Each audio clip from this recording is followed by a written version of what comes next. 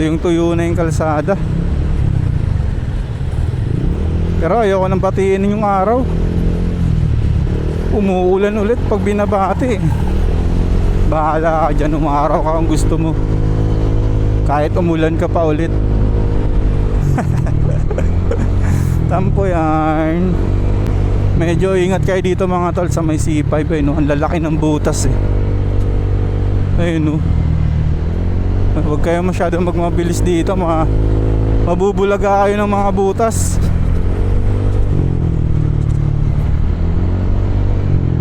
Ang lalalim pa naman. Pagka hindi na umulan ulit, sigurado tatapalan na yan. Ay no, puta, trap ka dyan, ang lalim nun ah. Kahit takbong 60 ka lang dun, may kalalagyan ka talaga dun pag sumot ka eh.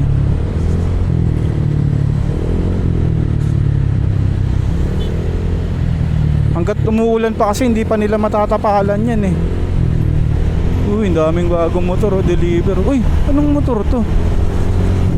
Anong motor yun? Hindi naman siya Yamaha or Honda. Araw-araw ganito talaga yung senaryo.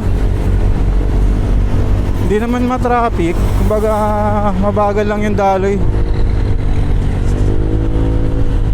Kaya yung mga na-upload kong video na na halos walang sasakyan, nakakatuwa eh, kasi bihira mo lang makunan yung ganun eh. Yung kitang-kita mo yung unahan mo, yung harapan, walang ibang sasakyan, ikaw lang yung nauuna. Pag linggo yan. Kaya pagka ganun sinusulit ko eh. Hindi naman yung takbong talaga, takbong 60 lang, mga ganun. Mukha lang mabilis sa video pero 60 lang talaga yung takbo ko dun.